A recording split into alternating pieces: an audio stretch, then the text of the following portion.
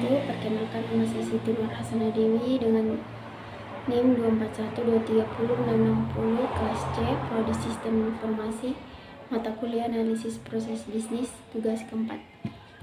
Baik, di sini saya akan menjelaskan langkah-langkah analisis proses bisnis yang terdapat pada artikel 3 yang berjudul pengaruh sistem informasi terhadap efisiensi operasional perusahaan. Baik, yang pertama itu identifikasi masalah. Permasalahan utama, perusahaan menghadapi inefisiensi dalam operasional karena kurangnya integrasi sistem informasi, proses manual yang lambat, serta pengambilan keputusan yang tidak berbasis data. Dampaknya itu tingginya biaya operasional, keterlambatan dalam pengolahan data, dan komunikasi yang tidak efektif antar divisi.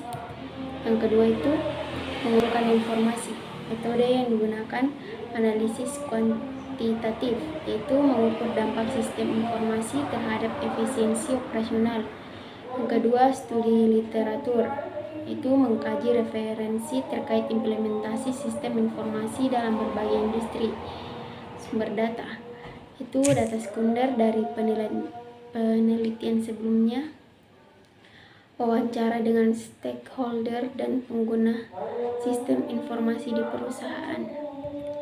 Yang ketiga, memetakan proses. Yang pertama, menggunakan diagram dan model bisnis seperti Business Process Model and Notation atau BPMN untuk menggambarkan alur kerja sebelum implementasi sistem informasi. Yang kedua, mengidentifikasi bagian mana yang masih berjalan secara manual dan memerlukan otomatisasi. Yang keempat, mencari kelemahan.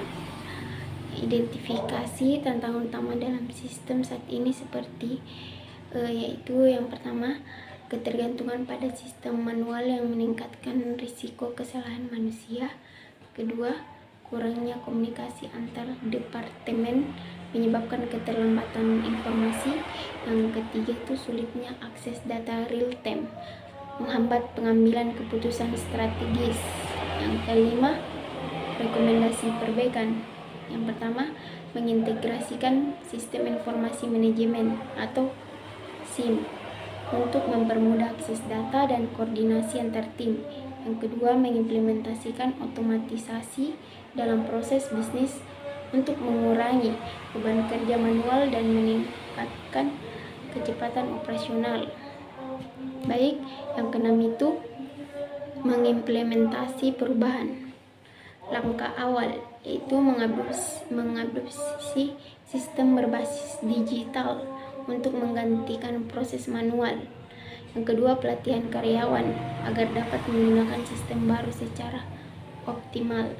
Yang ketiga, pengujian sistem atau pilot testing sebelum penerapan penuh untuk memastikan efektivitas perubahan. Baik, yang terakhir, evaluasi. Mengukur keberhasilan implementasi sistem menggunakan Key Performance Indicators atau KPI seperti peningkatan efisiensi waktu operasional proses, pengurangan biaya operasional, meningkatkan kepuasan pelanggan dan karyawan, melakukan perbaikan berkelanjutan berdasarkan hasil evaluasi dan umpan balik dari pengguna sistem.